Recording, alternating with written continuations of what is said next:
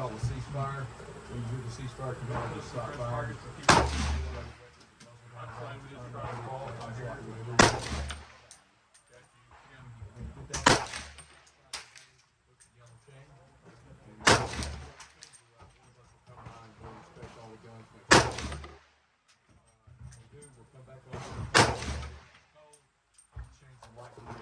Once the red light's on and the range is cold.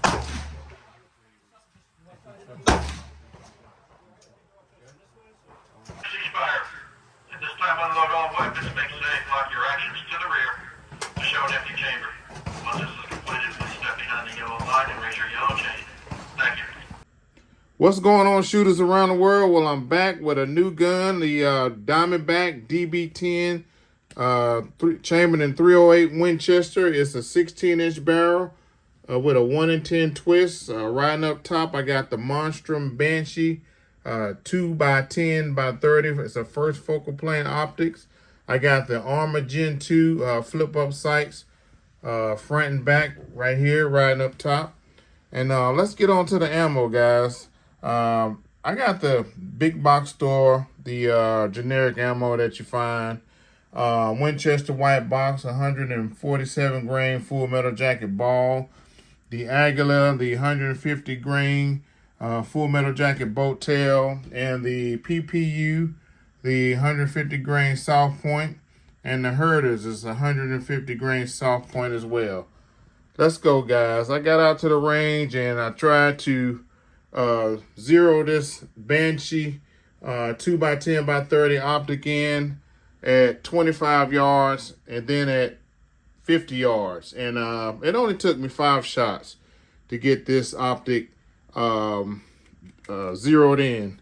Made my way to my range, and you have to shoot 3 shots at 50 yards if you want to make it to the 100, 250 yard range.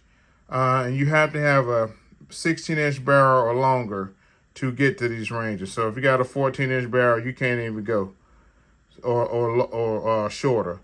And guys, I couldn't get it done with this Aguila. I could not get 3 in the black and the diamond at 50 yards. So I got a hold of that Winchester white box and got over here. I got 3 in the diamond with the Winchester white box at 50 yards. Then, guys, I quickly went on to the 100-yard range. And that particular day, I was at the range twice. This particular day, the Winchester white box at 100 yards. The Aguila, 150 grain full metal jacket boat tail at 100 yards. And this PPU, 150 grain soft point at 100 yards. And this... went over here to the next day. I got to the Herders, 150 grain soft point. Wasn't doing too bad that day. The PPU still shooting a little low. Now I have not adjusted left or right on this optic, just up and down. Have not touched it. And this is my 147 grain Winchester white box. And this is the Herders at 100 yards. And guys, this was probably about an inch group. And that's pretty good. So right now, guys, I won't go any further with this ammunition as far as paying. I seen this ammo as much as $70 a box for 20 rounds. And before I go any further on this journey with this .308 Diamondback Winchester, I would not pay no more money than what I'm paying right now. I'm going to chronograph the rest of this ammo, and before I invest that much money into a box of ammo, because guys, I'm a certified marksmanship instructor. I've shot boxcar loads of ammunition, and I'm gonna be honest with you guys. Most of this ammo that they got out here they're gimmicks. I hate to tell you that. Now I know if you're out here hunting a beast and he got his head down in the grass and he's grazing, yeah, you can knock him down. Sure. I mean, you like it, I love it. I mean, he's not doing anything but having his head in the ground eating. You can knock that down. But realistically, and you know, in another situation, zombie apocalypse, this a lot of this ammo is not going to be sufficient. Also at 100 yards, the herders got me right here at 100 yards, and these two right here in black, and then this ammo, this 1-2 right here was with the PPU at 100 yards. Now right here in the black is the herders. Those two, that's a pretty good group.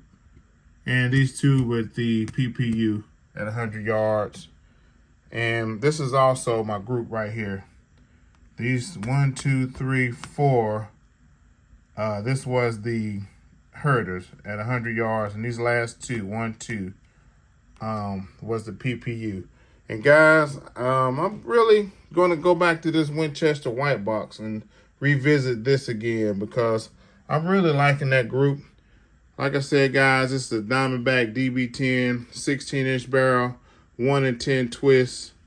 I'm loving it so far. It does have a mil-spec trig on it, and that's not really an issue. More, the biggest thing that I'm having right now is just the recoil, and it's manageable. I'm not new to this 7.62 by 51.